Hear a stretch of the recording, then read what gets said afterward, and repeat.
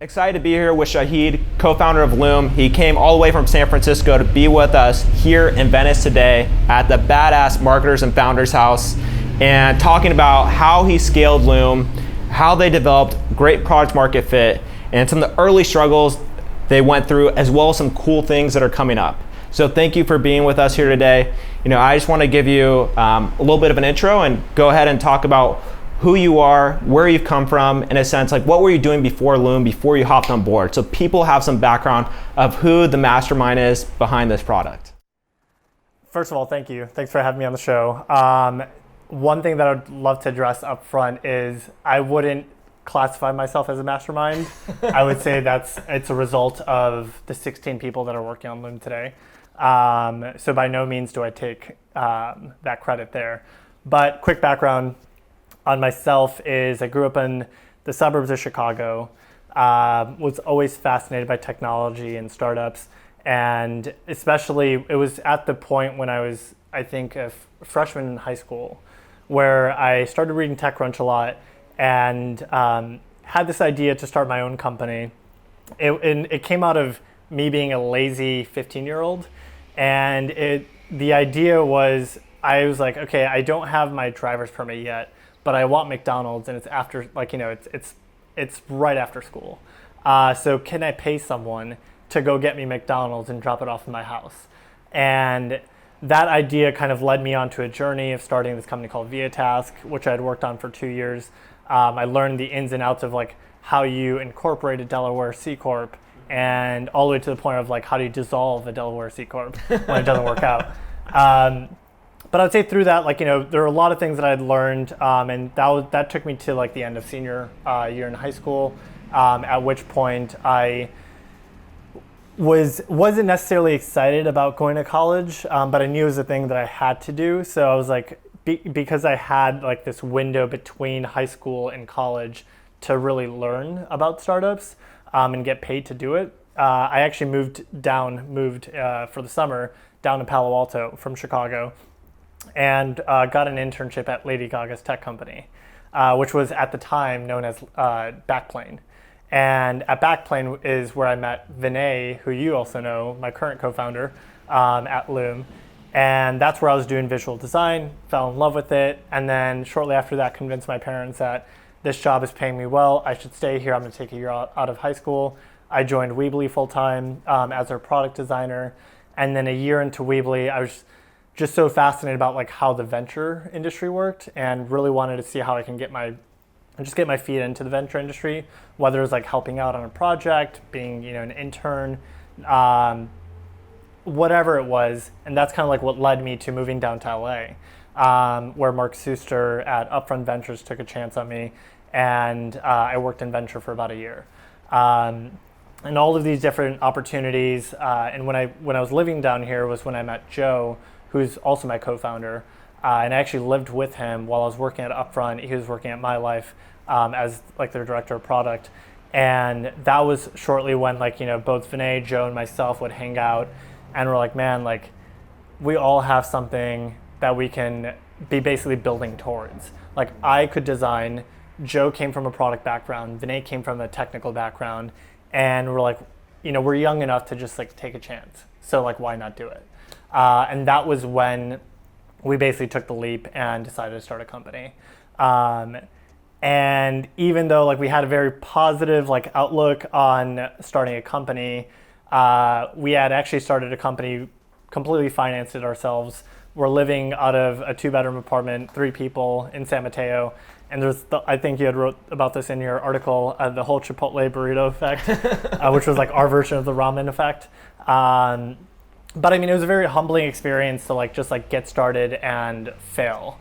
And we had failed, not a lot of people know this, but we actually had 2 ideas that we had worked on for 6 months before Loom was even a thing.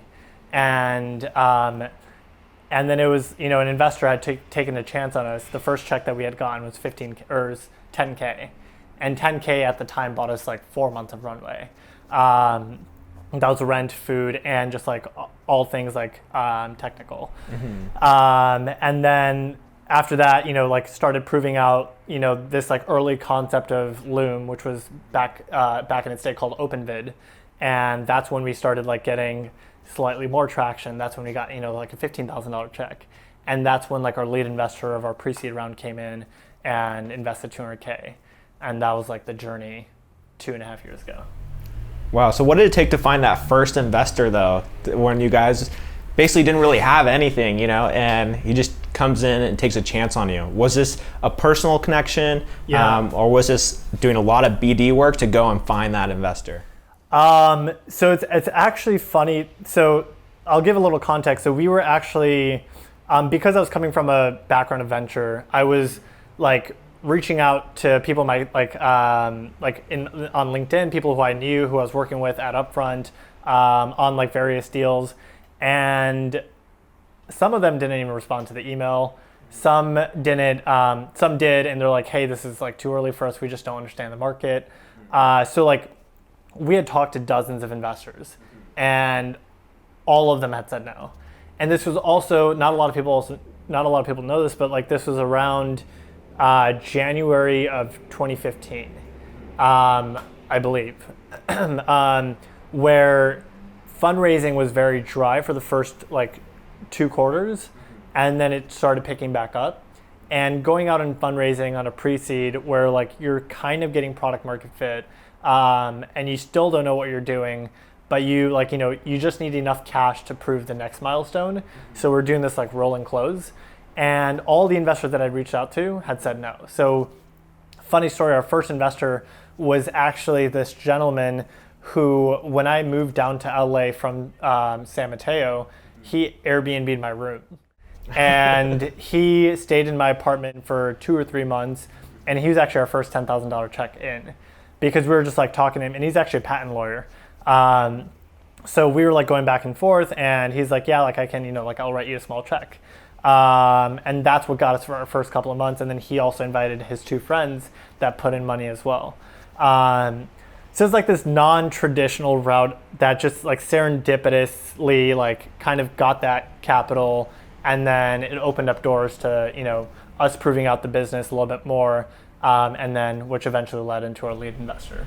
Wow, you never know. Yeah. So I want you to tell the audience about where you guys are at today in terms of how many users and how fast you are growing, just to give them some context. Sure. So Loom has just under 900,000 total registered users, and that's all been through organic channels. We haven't done any paid marketing. Loom, inherently the product as it is, for those that don't know, it's basically it's a Chrome extension as of today that allows you to record your screen, your camera, and your microphone all in a single stream. And whether the video is 30 seconds long or 30 hours long, it all uploads instantaneously. So we're basically uploading bytes to the server while the video is being recorded, and that upload scheme is actually something we had patented. So that's what gives the user the instant gratification of like, okay, like I can now deliver this message. Yeah. So now instead of me, basically you and I hopping on a synchronous call, I can just record a quick update walking through like what it is that we were going to walk through on our phone call, and I can just send that to you, and you can watch that video whenever you have a chance. So because I am recording a video and sending it to you, you're like, this is cool. I can actually use this for X, Y, and Z use cases at Banff. So then you sign up, and then you get the rest of the team sign up because you're now sending videos in your Slack. And that is one of the biggest levers that has helped us grow, is like finding those organic channels and triggers that allow you to start using Loom more often. But yeah, in a nutshell, we're just around 900,000 total registered users. We're in over 21,000 cities around the world and have over 18,000 active teams that are on Loom today. It's pretty impressive. I know everybody here at Banff uses Loom, and we're sharing it in Slack all the time, Facebook groups, whatever it may be. And even in Google Doc tutorials, it's like, we'll write it out and say, now watch the video here. Which is so cool, to say the least. Thank you. So talk to me about a little bit of the early pivots that you guys did to get to what Loom is today. So you said there were 2 pivots primarily, and it was almost like spontaneous that all of it happened, to say the least. Yeah. So the original idea, and it's funny because Joe, Vinay, and myself were in Vinay's room in San Mateo, and Vinay had this large whiteboard on his wall, and we had this Skype call at the time, and it was basically like just jotting down ideas that we wanted to work on. And the first idea, because I had the marker in my hand, I wrote down an expert user testing platform, and that was the idea we went with. And so we started building it. We're like, okay, the idea was, there's a lot of designers, engineers who just want to get, or product managers who just want to get feedback on their work, and they're willing to pay for basically a thorough user test. So as a designer, I would say, hey, I just designed this checkout flow. I would love another designer who's at Facebook, their feedback on like what they think about this and how they think I can improve on this product experience. And I'm willing to pay $100. So we're thinking about building a marketplace around that, and that was the initial idea of what we had called Open Test. And then quickly we realized that a lot of the larger companies that we were trying to get to purchase these tests, Facebook, and I remember there was like Slick Deals and a couple other, Boxed was another one. They didn't need any experts. They had experts in-house. The feedback that they were looking for was from their users. Yeah. So we're like, okay, like that actually makes a lot of sense. So that was our first pivot into just like reframing the product and building out like this like JavaScript that allowed people to like embed it into their site. And the best way that I talk about it today, since a lot of people are familiar with this product, it was almost like Intercom, but for user testing. So I just upload this. There's like a little widget that says, what do you think about this page? And it'd be like a smiley face, neutral face, sad face. You click on one of those, and then a user testing prompt would show up, and then you'd run the test. So it was basically highly segmented to specific cohorts in your user base that you can run these tests against, whether there are users churning, users that were brand new, users that were active, super active, things like that. And we're like, okay, that's the idea. That's what people want. And then we after building up these email lists, figuring out how we can do a lot of this outbound, we had launched on Product Hunt, had gotten some people were like, oh, this is cool. We definitely use this. Yeah. And that's where it stopped. People were like, hey, we definitely use this. But the friction was they had to embed the JavaScript onto their page. And our brand was non-existent. No one knew who OpenTest was. Yeah. So for us, we started to reach out to all of these various companies in bulk. And I remember Joe and myself would just create these email lists and just like send out 100, 200 emails to the point where like our personal Gmails had like hit the daily limit of like sending out emails for this exact reason. And at that point, we're like, okay, we had gotten, it was like some lab within Harvard University, I believe, who had picked up the product, and I got on it was only one gentleman who was willing to get on the call with me. Hopped on the call, I was ecstatic. I was like, all right, this is like, we're ready to fundraise. We have our first customer, it's locked in, they're gonna start using the product. But boy, was I wrong. I mean, that was just another idea that it just went to show that like, okay, this interpretation that I'm making is completely false, and I need to like further validate this. So, and we were talking about this before we started filming, was like how much data do you need to like fully validate like you now have product market fit. So after about a couple months, we were running out of cash, and we needed to figure out what we like had to do. Clearly, this product wasn't working. We were working on it for a couple months prior, a month, 2 months. Maybe if serendipitously something had happened, like maybe we would have saw like people using it, adopting it more. But we had to come up with something, and we had to launch it. So what we had noticed was people were using our recording tool to record and summarize updates of like the user test that they were running, and they would send it to like a different PM. And that's when we're like, okay, like people are starting to use this screen recording tool that happens in the browser as a means of communication. And they would record these 2-3 minute videos, and we're like, how about we just take that, launch it as its own, it's kind of like our Hail Mary effect, and launch it as its own product. We put it up on Product Hunt. We wrote a Medium article about it. I think all three of us, Vinay, myself, and Joe, had wrote a Facebook post and just wanted people to start using it. And I remember this incident very closely where Joe was in Chicago for a friend's wedding. Vinay and myself were sitting on the couch. We had pulled an all-nighter, drinking these Starbucks double shot espressos, and it was like 4 a.m. and we had hit like I think our first 500 users, and that meant the world to us. After like just being punched in the face for like the last 5 months with a product that wasn't, two products that weren't working, and now finally seeing some form of like validation. And that's when we're like, okay, like let's just continue, like let's take baby steps and let's continue like pulling the thread here and see what works. And from 500 we went to 1,000, and I think we closed day one at like just under 3,000 users. And just like looking at the emails and intercom of people who were signing up from their work emails, or like, okay, like people are going to be using this. Like they love the, you know, we were like the initial like creators of like the face on the bottom left that you can like speak to, and it's like the stream of your webcam, and then it's your screen recording, and it's your audio, and it's like one click record, one click end, and that is like what set the journey. And then that's when we raised our first round of financing, and then about a year later we had raised our second round of financing, kind of scaled the team, and really focused on like how can we like fully, like how can we become ubiquitous within these organizations where people are really using Loom and it's embedded, similar to like how you're talking about BAMF, and how you guys use it internally. How can we not only get people to like use it internally, but how can we also get them to use it externally? And that's like how we spread from companies to companies. Well, it makes a lot of sense. I think it's crazy to go through that journey and having to pivot a couple times. And you know, what were your thoughts during those moments of, I guess it would be a struggle to call it, and was there a lot of doubt like this wouldn't work, that you might have to go back to actually like get a job to go and support this again? And what was going through your head?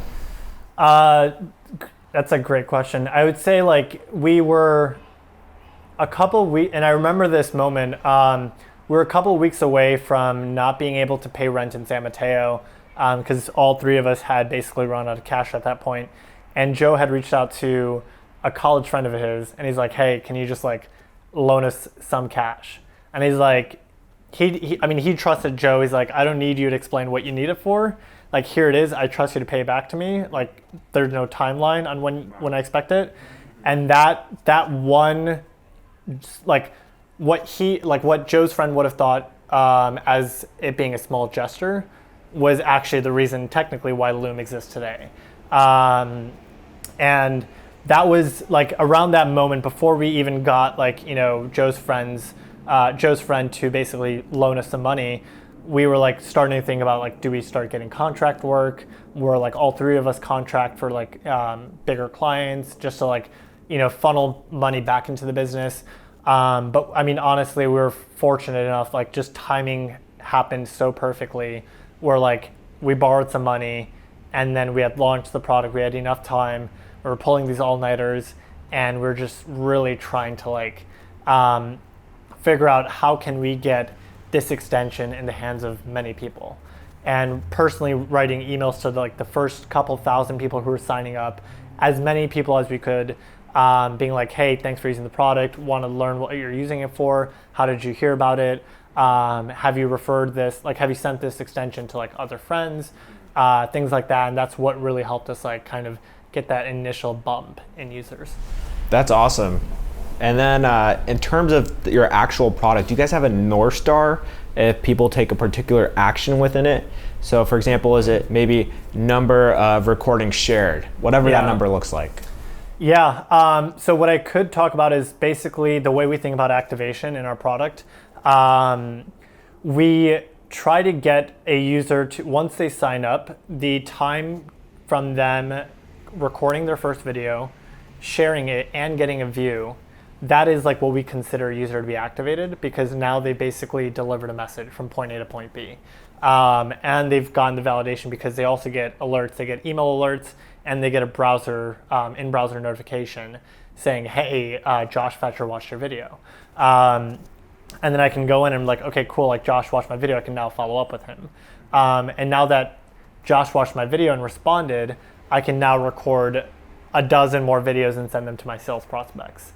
And then these prospects are now going to record videos and they're going to send them to like, you know, internally within their teams or to their clients. So that is kind of like how we think about activation. But in terms of like North Star metric, there are something, I mean, from what I can talk about, like activation and like what we had talked about, like that is like kind of public. But our current North Star metric, it's a lot around like what we're launching in the next couple of weeks, and getting users to perform a certain action with like our new set of features is basically like how we're starting to think about network effects for like the next year. Makes a lot of sense. And I have this sort of offhand question I just want to throw at you because why not? So as you may know, Google is now, they started a competitor to Slack. And when I think of your product, I think of very much like a Slack-like product that spreads really quickly throughout a company. Now, let's say in the distant future or maybe even near future in a couple of years, if Google was interested in saying, hey, we want to come out with a similar product, or maybe even acquire you guys, have you guys thought of a situation like that? Just because that is sort of their natural tendency, to say the least. Yeah, I mean, like we definitely thought about it and have talked about it. And I mean, like the thing is, like, I'll cover the competitive side first. I think the interesting thing is when we had first started OpenVid, there weren't any true competitors to what we were doing. I mean, sure, there are like, screenshotting tools, and then there's like the Camtasias of the world and QuickTimes, but those weren't really like competitive because there's a clear difference between like recording your screen, saving the file, saving the MP4 file or .mov file on your desktop, and then uploading that video to YouTube, waiting for it to process, renaming the video, unlisting it, and then sharing that video. So that wasn't really competitive to us. But as people started using OpenVid, and then once it rebranded to Loom, it started, it basically created this kind of ripple effect within the video CMS industry. So a lot of the video collaboration companies, CMS companies were starting to pick this up, and they're like, okay, like our product should have this. Like, why don't we have this? It seems to be working here. Can we build something similar? And we actually had a company, I won't name any names, but we actually had a company where they basically copied our entire product. It was like the pixel, like the border radius and the drop shadow and the color of the drop shadow on the circle was like all exactly the same. And I mean, that's fine. Like, you're always gonna have copycats in like any kind of business, but I think the biggest thing that stands out is like, how do you like really think about defensibility, and like how do you build like these like moats, and like really think about network effects. And like, if I basically get my team onto Loom, and we're all creating content, we're creating ephemeral and evergreen content, and it's all stored here, it's all accessible by the team, and there's like reporting and analytics that go into this, then like the user is less likely to think like, okay, well, there's like one feature that I like in this competitor's product, I'm just gonna make the switch. So the quicker you can make like those, like make the product more defensible for yourself, the less of a worry it's gonna be when it comes to like competition. But when it comes to like acquisitions and like building products in-house, as we're starting to see, I mean, we're seeing this big trend where, I mean, it's been happening for a number of years where people are focusing a lot on the synchronous side. But surprisingly enough, 27%, and this is actually a report that we had found in Dropbox's S1 filing, where 27% roughly of full-time employees identify themselves as primarily remote workers. So that trend has been growing. And that's also like global workforce too. So that's like a massive number. And the problem is when I'm going to be in Barcelona on Monday, and if you and I had to hop on a call, it would be almost impossible for you and I to like sync up on calendars and for us to hop on a call. So that's why like a form of asynchronous content, rich media, is like a better solution than synchronous content. So when it comes to like the competition, like what we see with Google and Hangouts and Zoom with synchronous, Slack also does synchronous, and that came through like an acquisition that they had done with Screen Hero. I would say we're not really worried about like what other people are doing. I think as we start seeing some of the similar players pop up in the space, we observe, and we try to see what angle are they taking. But I mean, we have a pretty clear roadmap, and fortunately for us, we do have a big user base where we can run these surveys, run these what we call Loom lover calls, and also understand what gets teams to become healthy on our platform, and figure out what is Loom replacing next. If we're replacing synchronous meetings, what can we take away from the team member and make them more productive, and what takes them a lot of time. And maybe it's the back and forth on Slack, or the back and forth on email on a project, or there's confusion around something, and then you go to sleep and I'm waking up in Barcelona and now I have to wait for you to wake up. Yeah. So I would just want to record a quick 30-second video, explain it, draw an arrow here and be like, hey, this is exactly what I meant, and this is where the file lives. I just need you to export this CSV, whatever it might be.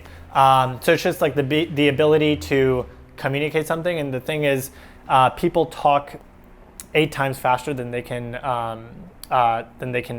type. Sorry, people talk 8 times faster than they can type, and the ability for people to just walk through and demonstrate something is much more easier for them, but also the consumer end, the person that's receiving the information. That makes sense.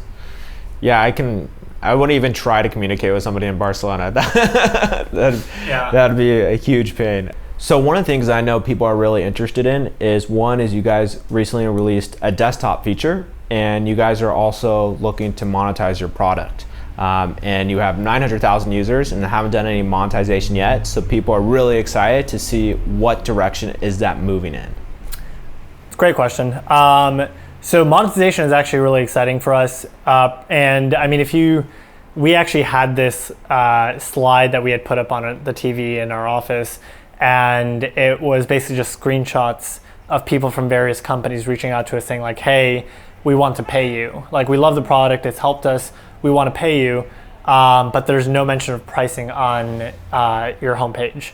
And it was intentional for the first 2 years because we got to learn a lot about this new behavior that we were creating, and then also understand what is that pain that we're solving for, and how do we price that pain. So we're launching our initial plan, which we're calling Loom Pro. It's going to be $10 per user per month. And that comes with a set of features. And the reason why we're rolling out desktop alongside Loom Pro is because a lot of the Pro features are actually baked into the desktop client. So people will now be able to record straight from their Mac menu bar or from their Windows computer. And that'll allow them to basically use the desktop application, and in between the recording, they can basically draw to emphasize, draw a box, draw an arrow, cross things off. It's one of our more requested features. And when we had run this survey, people were really interested on the editing suite of what can you do in the video that allows people to kind of draw attention from one area to the next. So that is one thing that's going to be rolling out. Another thing which is fascinating that I'm personally excited about is what we call end of video CTAs, and that is if you're a sales person, or if you're the CMO of a fairly large company, or if you're a CEO of an agency, whatever it might be, and you're sending these videos internally or externally, and you want your viewer to basically follow through on an action. Now that they've watched the video, you typically follow up with them. But you follow up with them with some kind of action, you can just embed that action inside of the end of the video. So for example, let's say I'm a salesperson and I'm trying to upgrade one of my clients. I would record a quick 2-minute video, and I'd be like, hey Josh, I noticed that your trial is coming to an end. I'm actually gonna give you a discount code, and the link at the end of this video, the big red button at the end of the video, is gonna basically give you 20% off. And then you'd go ahead and click into that, and it goes straight to your checkout page. So those features are very fascinating from various angles and various personas. And then lastly, another big thing that we're rolling out are deeper analytics. So when you record a video, right now we tell you when someone watches it. So it's Josh Fechter watched your video, and then your nice pretty face pops up on the bottom left. And now what we want to do is we want to take it a step further. So what part did Josh Fechter watch? What parts did he rewatch? What parts did he skip over? And getting analytics into this for whether I'm an individual contributor, going back to the sales persona, that's very helpful for them to identify which parts the client understood and consumed and which parts they skipped. So now I can follow up and be like, hey, you totally skipped over, the a la carte features that I wanted to like run through you. Do you have like a quick, can I just like forward the PDF to you? So like you get a lot of insights just straight from the analytics, and that's all bundled up into Loom Pro. Wow, that's awesome. So I guess there's going to be a lot of sleepless nights in the next year putting this all together, but it's exciting. Yeah. I mean, there's nothing better than getting to that monetization phase and seeing what happens, and that's, I can't even imagine what you guys are going through right now because it's just about to happen. It's an exciting time for us. Yeah, and especially for your investors too. Yeah, definitely for them too. Well, I want to thank you so much for being here today with Badass Marketers and Founders. It's a pleasure, and if you ever come by Venice again, feel free to stop by. And again, Shahed from Loom talking about how they're growing, how they'll probably get to 10 million users eventually. It's happening. Believe it. You heard it here first. And again, thank you for coming by. Thanks. Cheers.